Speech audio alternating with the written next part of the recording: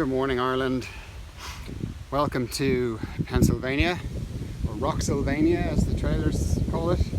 This, believe it or not, is the actual AT, and it is Friday, June 14th, so it's day 83. I crossed the Mason-Dixon line yesterday, which is kind of cool. Entered Pennsylvania, got a resupply, got to a shelter just before the heavens opened, and it hammered rain for about 3 hours. Then overnight it got very, very windy. It's still quite windy, it's easing off a little bit. I'm just standing in a sheltered sort of spot here. But Pennsylvania on the AT is famous for being rocky. You spend a lot of your time just going from boulder top to boulder top, as I'm kind of doing now. Try to do it without falling. Actually, without meaning to tempt fate, my fall count is still at 3. So that's going quite well. Haven't had a fall since that day coming down from that Jane Bald area.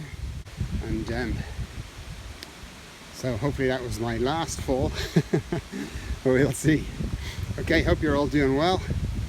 Talk to you soon.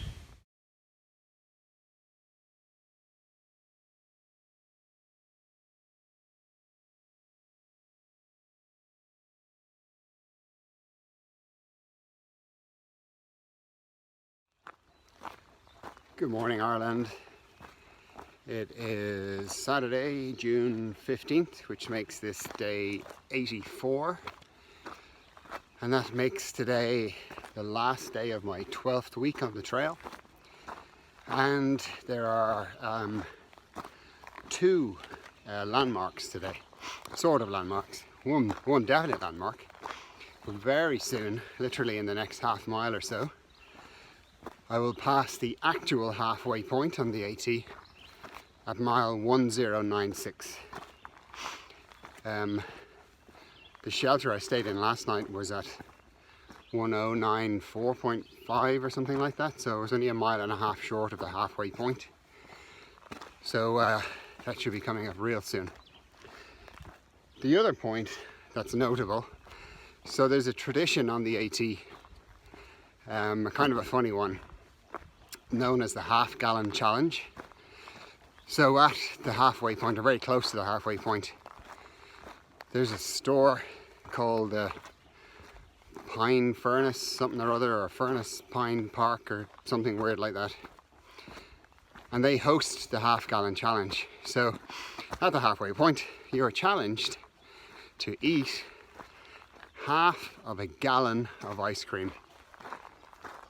So I'm going to do it. We'll see how it goes. It might be a bit of a mess. Hopefully it all stays down. Hopefully I get it down to start with, and then hopefully it stays down. After that, I'm going to continue. That's in about 10 miles, 8 or 9 miles time. But after that, I'm going to continue another 8 or so to a 17-mile point today. A shelter called James Fry Shelter. And that's where I'm planning on staying. So we'll see how that goes. You might notice I've got my fleece on. I had it on yesterday morning as well. Last night and the previous night it got strangely cold. Thankfully I still have my autumn rated sleeping bag. So I was still very snug in my bag, but once I got out of it, it was quite cold. It still is quite chilly, so I'm just letting my body warm up a bit before I take my fleece off. Yesterday started like this and then got to be a beautiful day. Got up to 77F, which is 25C, I think. So hopefully today does something similar. Hopefully it's warmer when I'm eating all that ice cream. I'd hate to think it's going to be cold. Not the ice cream, the weather, you know what I mean. Okay, so when I get to the halfway point, I'll take a couple of pics. Alright, catch you later. Bye.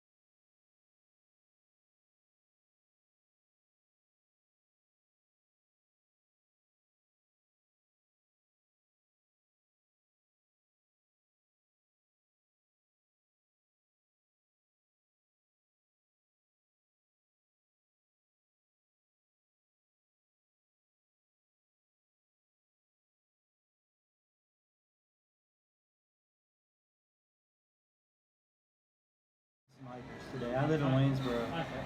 Yeah. Yeah, we're just out. I think Porto itself, it was I'm doing the Sandaman. so good. Did you really? Yeah. It was fabulous. The tour was good. Yeah. Wow. Yeah. And yeah, I mean, Seville stuff. But I'm going to Seville too for 3 days. Yeah, after my Camino, I'm taking a bus ride overnight, so I don't have to get a hotel room. I'm just going to take the bus ride down. And Seville's beautiful. I can't wait.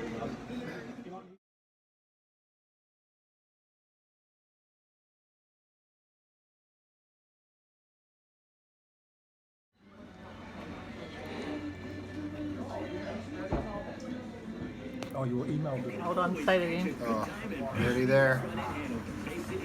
Forcing this last bit in. Everything from USDA hand-cut steaks, pasta, chicken, and prime rib to this area's freshest seafood, like steamed clams and handmade mashed fruit crab cake. I don't know whether I'll ever want strawberry or cherry ice cream again. I know. Seen it? I know. Yeah, there it is. And do a sprint finish before I change my mind. It's Jump the Gun, and Saturday, June 22nd, the Yeah, vomit with Whitey.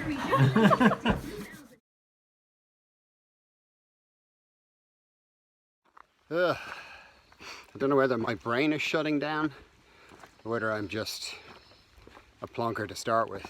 So I've just been blabbering into my phone without actually hitting start on the video.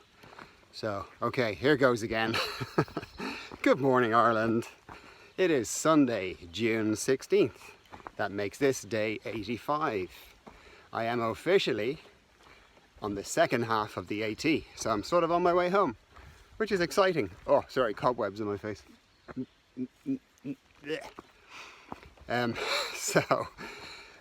Yes, so happy Father's Day, Dad. Hope you're having a nice day. I have been trying to call you. I've got terrible coverage in Pennsylvania so far, so I will try again. Happy Father's Day to every other dad out there.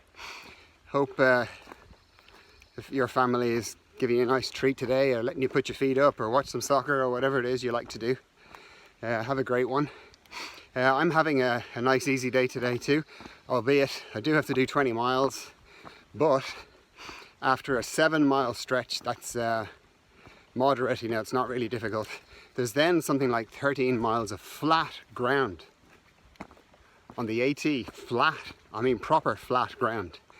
I think we go across some farmland or around some farmland, and it's just, I mean, it just looks perfectly flat. So we'll be flying along there today. So that's nice. So, so Pennsylvania so far has been, okay, the scenery is not great. I haven't really seen any scenery, but what it absolutely wins on is the shelter areas. So, and the campsites. The shelter areas have all been like little works of art. Beautiful little shelters, really nicely designed, instead of just 3 sides of timber and a roof, you know, and some crude fire pit.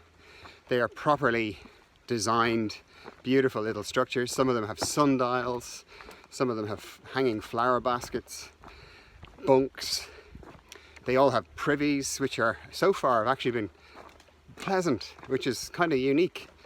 One of them even had toilet paper, imagine, and hand gel and an air freshener, and you know, it's just crazy. So they've really been looking after their areas quite well here.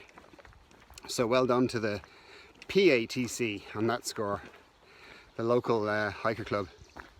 So yeah, so yesterday I passed the mathematical halfway point, which was 1096 miles. And I continued on to 1111.4, which was a shelter called the James Fry Shelter. It was nice, good bunch of people rolled in.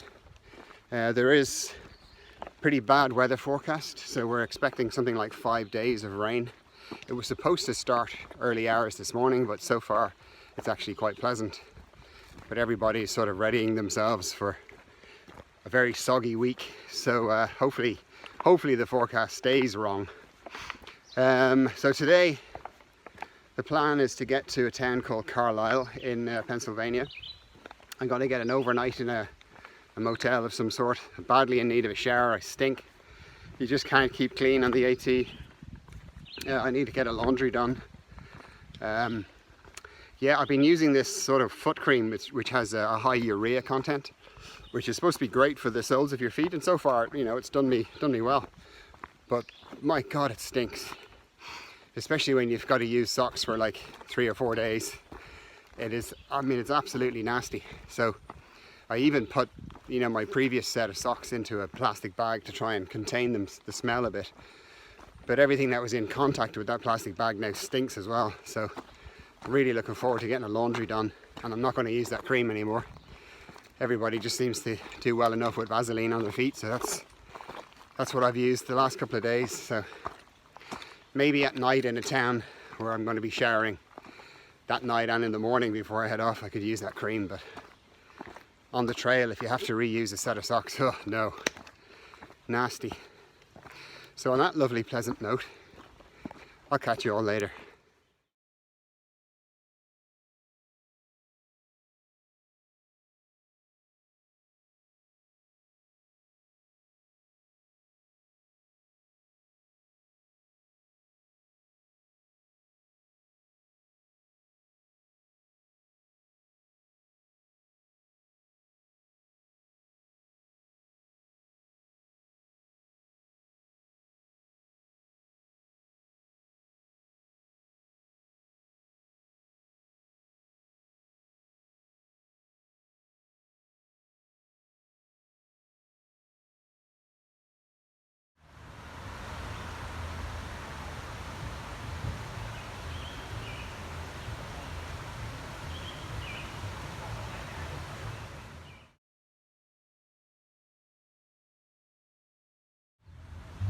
So this is Boiling Springs.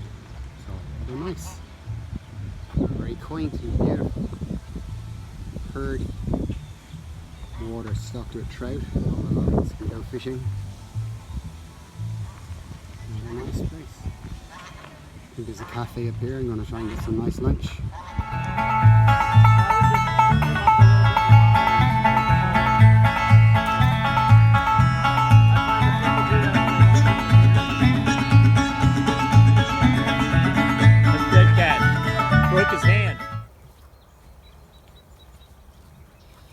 They're all staring me out.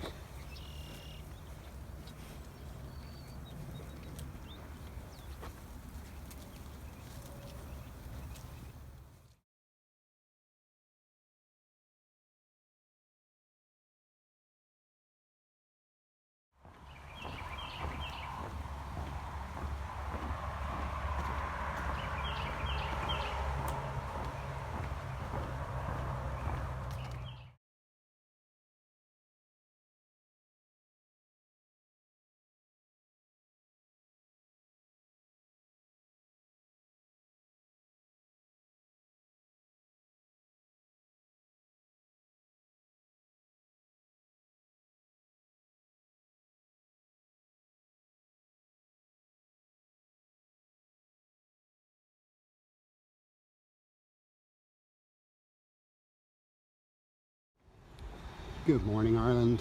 It is Tuesday, June 18th. That makes this day 87. The trail comes straight through a town called Duncannon. So it's straight through 2 towns in 3 days. It's not a bad little town. The actual centre of town's a little bit grubby, but this part's quite nice. So I've just had a big pancake breakfast.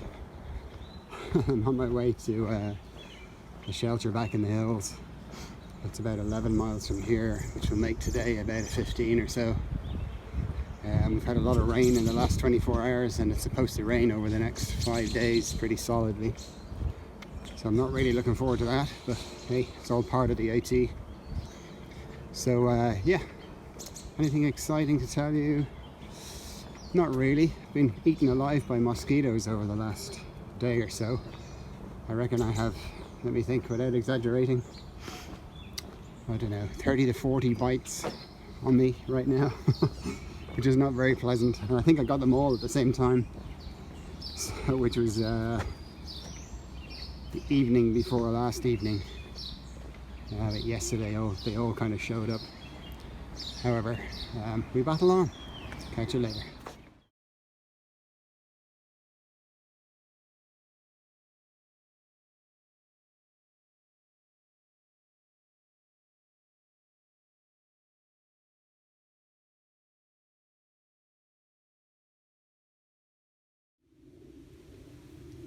It's a small one. I don't know what type.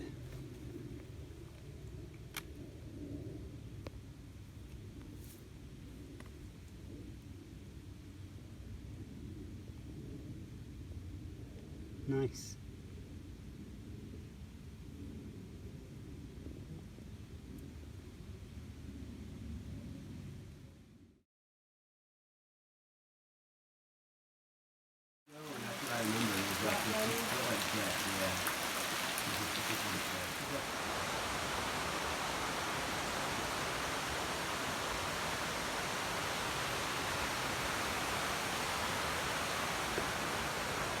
Good morning, Ireland. It is Thursday, June 20th, and I've just started for the day. This is an area called Roche Gap.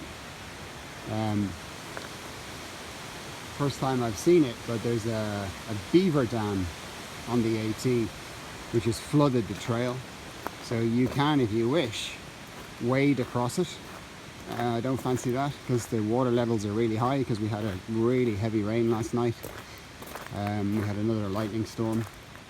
Thankfully I was in the shelter, so I'm going to take an alternative route which is 1.6 miles. I presume that adds on to the AT, which is kind of something I'm good at, doing miles that don't count. So yeah, yesterday was okay. It was 18 miles, relatively easy. Rocky, muddy and slippery, but in terms of gradient it was quite easy. I went to Roche Gap Shelter, which is kind of pleasant. Probably saw the biggest spider on the trail so far, and based on my experience, the decision was taken to kill the thing. So I don't know what kind of spider it was, but it's no more. So that's kind of my policy for the rest of the AT. If a spider gets too near me, it's dead. Yeah, just started off. So today I have a town option at about 15.5 miles, which I may well take. I don't know whether I want a day off. I feel like I need a day off. I don't think my body repair systems are able to catch up with the work rate, so I keep having a few moments where I'm feeling a bit kind of I don't know, just a little bit beyond tired. So it might be an idea. I'll see how I feel when I get there. It does involve a bit of a road walk, 2 or 3 mile road walk after the 15.5 plus the 1.6 detour that I have to take because of the beaver dam. So I'll be ready for a nice bed if I get a motel in what did I say it was called? Pine Grove? I think it's called Pine Grove. But whether or not I hike tomorrow, we'll see. But I'm 80% certain that I'll get a room of some sort tonight in Pine Grove. I get everything dry. I mean, in terms of rainfall, I've kept everything pretty dry. I'm pretty good at that. But it still gets kind of, because of the humidity levels and it's warm, everything still gets kind of clammy and, you know, moist and yucky and whatever. So it'd be nice to, you know, try and put my sleeping bag in the dryer for a few minutes and wash a few other bits and bobs. So yeah, but that's it for today. Everything's going pretty well. One little thing, this might get edited out. I'll see how it sounds when I watch it back. So I only got to put the last video up, when was it? A day and a half ago or so, 36 hours ago. So it was a little bit late. But I got quite an interesting reaction to it from a few people. Obviously, I chose to show some of a little emotional spell I had. I had a homesick hour or two, and had me feeling a bit sort of lonely and sad and whatever. So I'd like to think that, well, I mean, I know it's not about liking to think. I know that they don't happen too often. They are triggered by certain things. But just to reassure people that are sort of following my progress, I'm not giving up. Even if I do get permanently homesick, I'm still not giving up. I have decided that even if I have to be in the state of mind that I'm, you know, captive here on the AT, I'm sticking with it. Unless something, I mean, obviously hope it doesn't happen, but unless I get injured or sick or something. But as far as I'm concerned, I'm sticking with it. I never expected it to be a bed of roses. I knew there'd be days when it would be tough, either physically or mentally. I've had a few of each of those, but there's absolutely no way that I am going to, you know, without overpowering outside forces, there's no way I'm going to choose to give up the trail. I'm getting it done. So just to reassure people of that. And I just wanted to mention one of the techniques that I used in the preparation for this to put me in that frame of mind was, and I did this because I know what I'm like. I get an idea into my head and I'm all gung-ho, and then I wake up the next morning, you know, a few days down the road, and it's like, no, I never really wanted to do that. So what I chose to do this time was tell as many people as possible. So I, you know, short of putting an ad in the paper, I thought this is my strategy. I'm going to tell family, tell friends, tell anyone who might be even mildly interested that I'm doing this. And that way, you know, I'd feel like a bit of a plonker if I chose to not do it. So it kept me kind of motivated, kept me focused through last year. It kept me, you know, training. There weren't too many spells where I let, you know, too long a period to go by without either hiking or having good workouts or whatever.